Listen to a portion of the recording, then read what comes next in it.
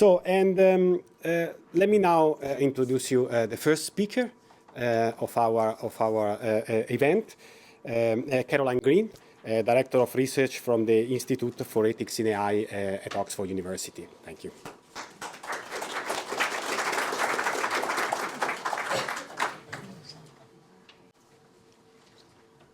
Hi everyone, my name is Caroline Green. Thanks so much for the introduction, and I've been given 10 minutes. Really sorry, so you into the square so we can catch you. Here we go. Yeah, so which is great. Sorry.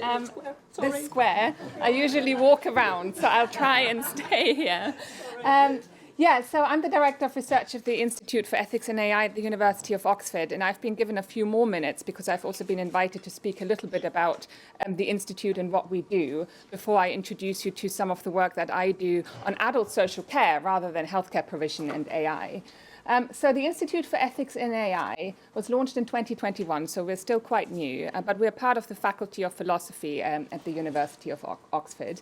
But we're very much an interdisciplinary team, so even though we are led by a philosopher, Professor John Tessoulas, we have got a team of researchers working on AI and law and governance.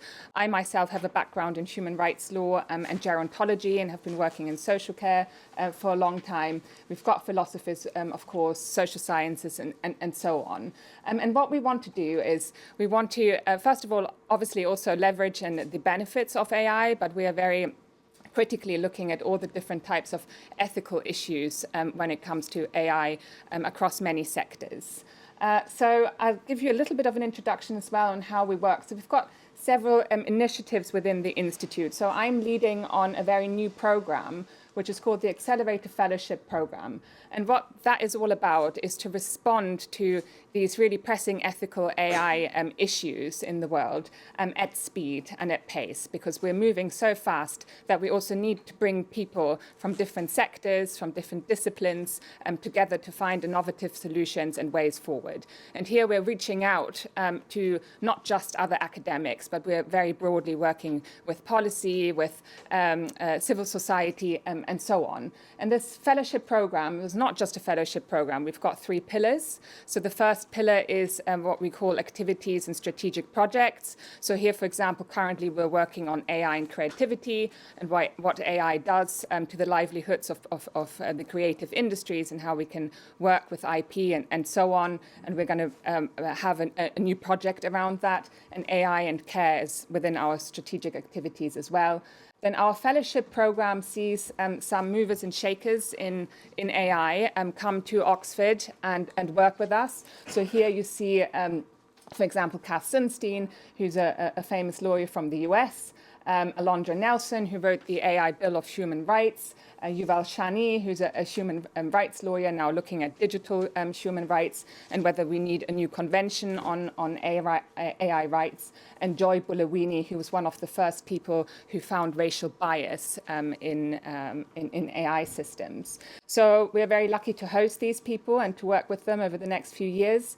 And our third pillar is all about collaborations. So I'm hoping that maybe we'll find a way to collaborate with the university. Another initiative that's housed at our institute is called the Human-Centered AI Lab, which is led by my colleague, Professor Philip Corrales, who's a philosopher. And it's all about translating philosophy into code. So it's very much about, seeing how can we translate values and actually build AI systems in a way that they align. And so that's very technical, but also bringing the philosophical element in as well.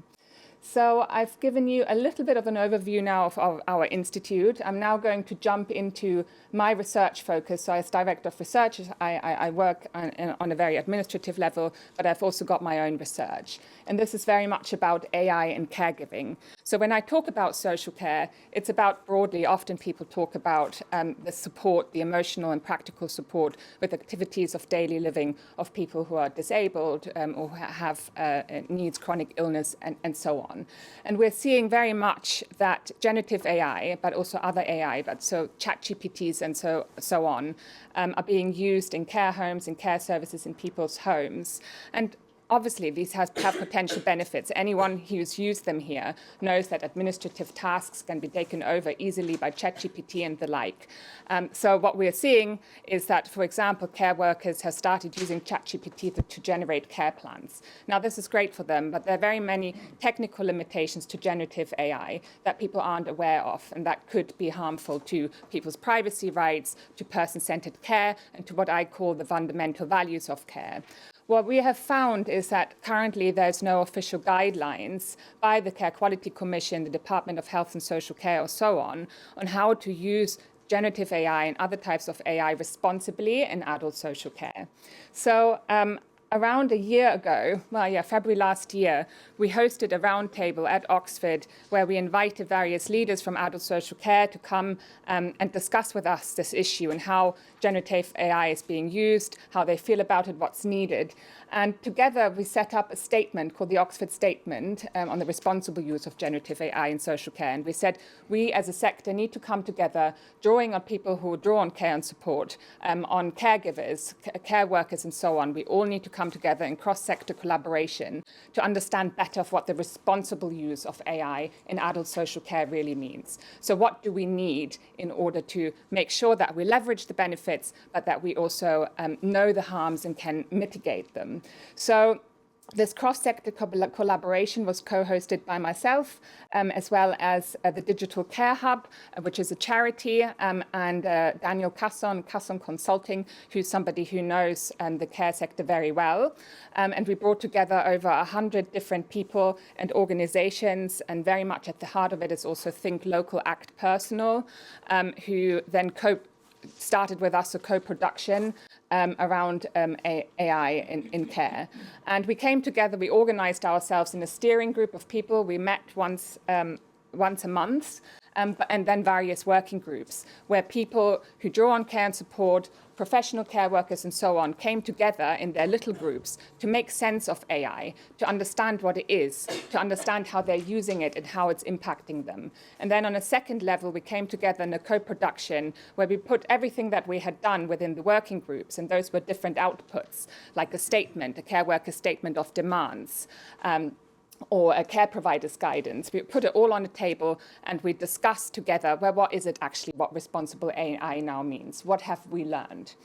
So in March this year, we had the AI in Social Care Summit. We hosted it in Oxford. That was a 2-day event, and the first day was all about, again, co-producing and deliberating. So 60 of us who were part of the cross-sector collaboration came together again in person. We discussed some really knotty issues here. Yeah. First of all, also how can we now agree of what responsible AI in adult social care means? But we also discussed some knotty issues. And we found that AI is so much more than just a technology.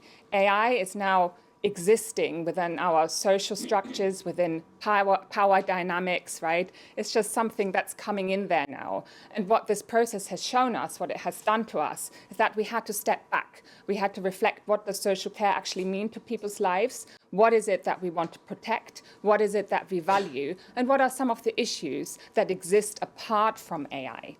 And so one of the knotty issues, for example, was around co-production and the relationship between tech developers and people who draw on care and support and care workers. How are we going to make sure that this technology actually interacts with people who draw on care and support, understands them, builds them into the AI lifecycle in a meaningful way? So co-production for tech development. And this is very difficult because tech developers are existing in their reality in their business realities. They need to make money, they need to protect their IP and so on. And at the moment, they don't feel that co-production works with that. So that's one of the tensions that we saw. But we also agreed that what we really want to do, what responsible use of AI in social care means, is that the use of AI systems in the care or related to the care of people supports and does not undermine, harm, or unfairly breach fundamental values of care, human rights, independence, choice and control, dignity, equality, and well-being. So what we put here at the heart was the human, the interests of the human rights and well-being of people who draw on care and support, and also care workers. And often when we see or hear about what AI can do for adult social care, we get these outcome-driven narratives saying, oh, it's going to help us be more efficient, more effective, and that might then mean that we can free up time to give more care to people, right? But who is it who actually draws up these narratives? At the moment, it's often policymakers, it's often tech developers. If we step back and take this as the starting point and then define our outcomes, it's going to be much more powerful, and that's what we want to see in the future. So thank you very much. I'm really looking forward to this day and hearing about your work and what you're doing, and we are continuing this work with a new alliance in AI and social care, and I hope that we can work together in it in one way or another. Thank you.